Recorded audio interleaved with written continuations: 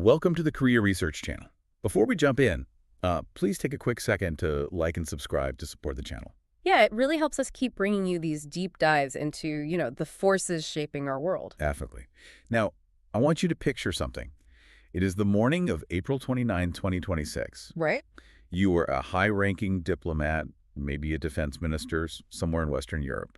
You wake up, you pour your coffee, and you glance at your phone to check the morning briefings. Expecting the usual intelligence digest, right? Exactly.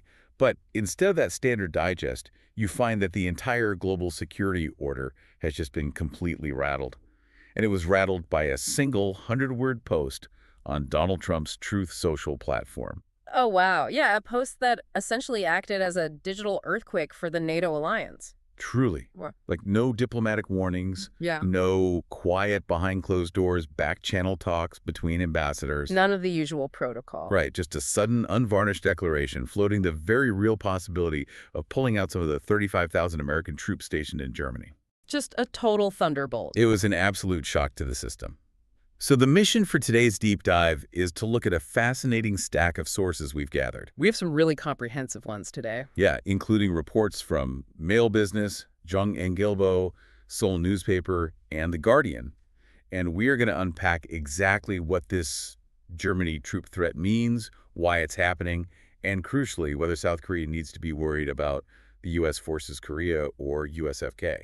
Right, because that is the defining question for Northeast Asian security at this moment. It really is. And to answer it, we have to look past the surface-level political posturing and dissect the actual tectonic shifts happening in how the United States views its role in global security. Okay, let's unpack this. The timeline and the method of delivery here are, well, they're just as important as the message itself. Oh, absolutely. The sources indicate this didn't just happen in a vacuum. It came immediately on the heels of a rather intense clash between Donald Trump and the German chancellor regarding the ongoing conflict with Iran. Yeah, the friction over Iran was definitely the catalyst.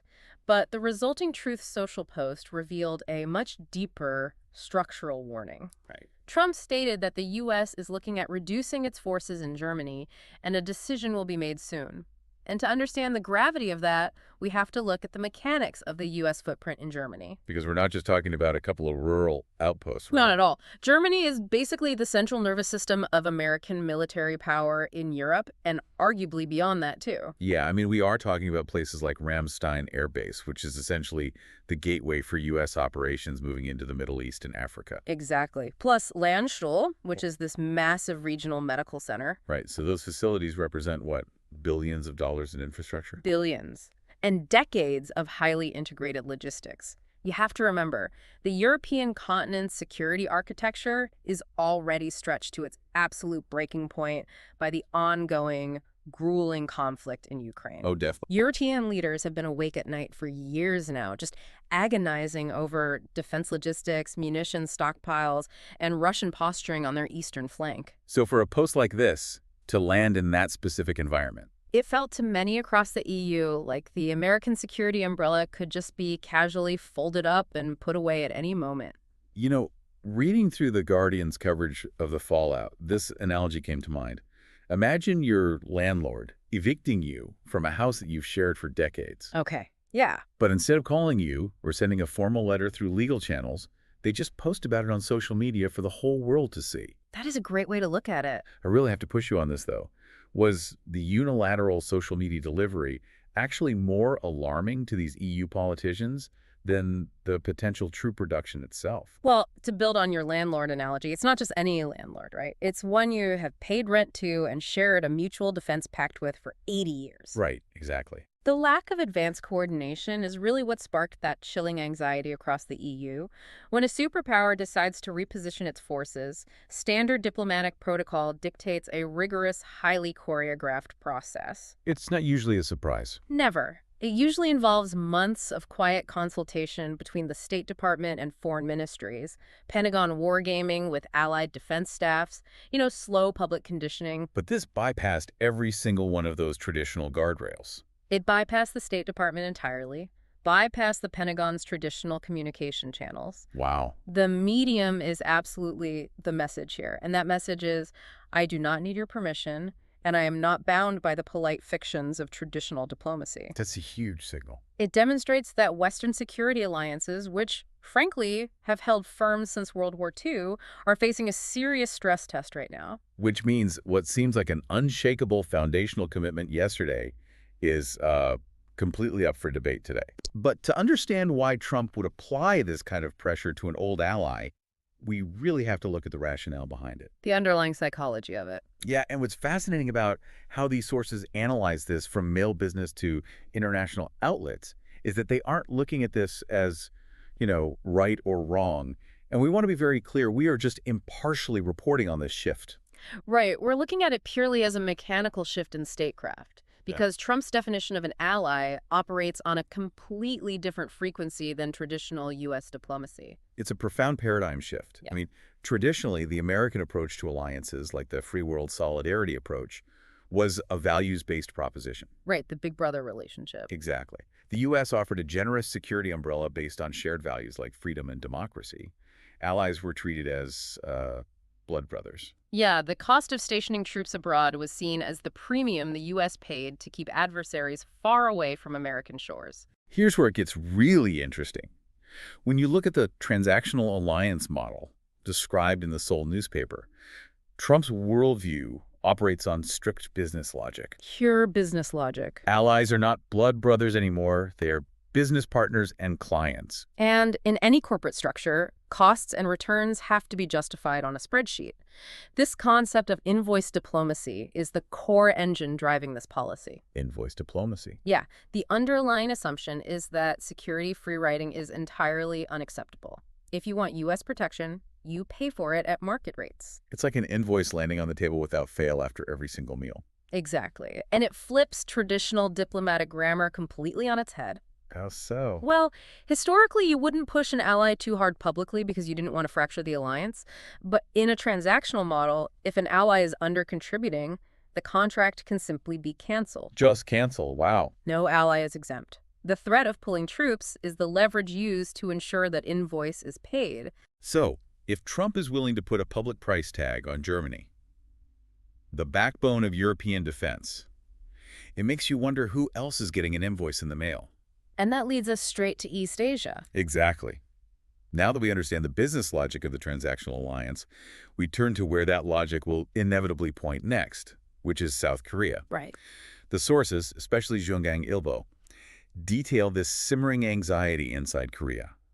If Germany is put on notice, South Korea, which has been a key U.S. ally for 70 years, is watching nervously for spillover. Because the spreadsheet exempts no one. And Seoul moved incredibly fast to try and contain the narrative here. They really did. They issued a rapid official statement declaring absolutely no discussions with the U.S. regarding the reduction or withdrawal of USFK. Emphasizing that the alliance remains solid. Right. But I have to ask you, and really, I pose this to the listener too, if your neighbor's house gets robbed in broad daylight, you're going to check your own locks, right? Oh, absolutely. Human nature. Do official reassurances from a government actually calm anyone's nerves in a situation like this? Honestly, they rarely do. The unease in Seoul remains palpable because the security environment is vastly different than it was even during Trump's first term. We're talking about a much more dangerous landscape. Oh, definitely. North Korea's capabilities are advancing rapidly. We're seeing tests of solid fuel ICBMs and hypersonic glide vehicles. Right. Add to that the intensifying great power strategic competition. The geopolitical tensions on the peninsula are at all-time highs. So in this highly volatile climate, Trump's unpredictability isn't just a political quirk. It acts as a massive anxiety multiplier. That's the perfect way to phrase it. The unpredictability itself is a strategic vulnerability. Right. But having established that anxiety in Korea, we have to pivot to what the sources reveal as the actual motive behind this. And this is the real endgame. Yeah, it's not actually about immediate troop withdrawal. No. It's about leverage for the upcoming bill. Right. The tactical bluff. It's essentially the true meaning printed on the back of the Germany threat money. Exactly. It's a highly calculated bluff designed to dramatically drive up defense cost-sharing contributions, setting a precedent before formal negotiations even begin. Which brings us to the SMA. Right, the Special Measures Agreement. Yep. For those who don't know, that's the bilateral framework determining how much South Korea pays for U.S. troops. And that bill is coming up due. It is, and the negotiations are expected to be unusually contentious. Trump is essentially setting the stage to present a massive invoice to Seoul. So what does this all mean for Korea when the bill finally arrives? Should they just panic and open their wallets? The sources are very clear that panicking is the worst possible response to a transactional negotiation. You don't respond to business logic with emotional panic. You respond with data. Exactly. You respond with a cool, precise counterledger. And South Korea actually holds three very strong pieces of leverage for a pragmatic diplomatic strategy. Let's lay those out, because this counter ledger is fascinating. What's the first piece of leverage? First is the existing cost-sharing record. Korea already contributes substantially. Like with Camp Humphreys, right? I read in the Mail Business Report about the sheer scale of what they funded. Yeah, South Korea paid for over 90% of the construction costs for Camp Humphreys. Wait, really? 90%? Yeah, which is nearly $10 billion, so they are definitely not free riding. Okay, so that's the first piece of leverage. What's the second? The second is U.S. weapons procurement.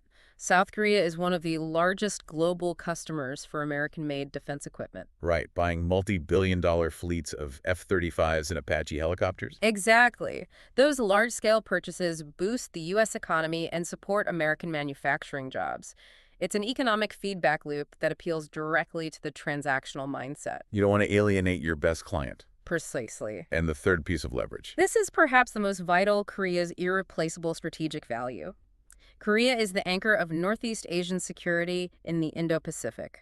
It's like an unsinkable aircraft carrier parked right next to the most contested geopolitical fault lines. Exactly.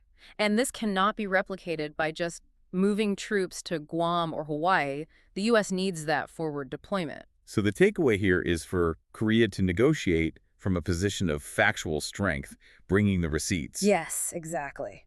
Well, this has been an incredibly enlightening discussion. Let me provide a concise summary for the listener, just to recap the three major takeaways from all these sources. Sounds good. First, Trump's Germany threat is fundamentally about aggressively presenting an invoice to allies. Right? Second, the pressure on Korea's SMA defense cost sharing is going to intensify significantly. Undoubtedly. And third, despite all the alarming headlines and the noise, there are currently no substantive discussions about actually withdrawing USFK troops right now. That's the core reality. And the direct application of this for the listener and for policymakers is that while daily alarming headlines make a crisis feel imminent, we need to look behind those headlines. Right. Turn anxiety into action. Exactly. This should be a prompt for Korea to proactively strengthen indigenous defense capabilities and diversify diplomacy. Turn anxiety into strategic action. I Yep. love that. Now, before we sign off, do you have a final provocative thought to leave the listener with?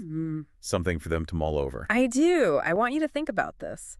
If every traditional security alliance permanently transitions from a lifelong commitment into a month-to-month lease based on an invoice, Okay. what happens to global stability when a country simply decides they can no longer afford the rent? Oh, wow. That is a chilling thought. Yeah. Just handing back the keys to global stability. Exactly. Well, that gives us all a lot to think about. This has been Korea Research. Thank you so much for joining us, and please remember to like and subscribe to support the channel. We'll see you on the next deep dive.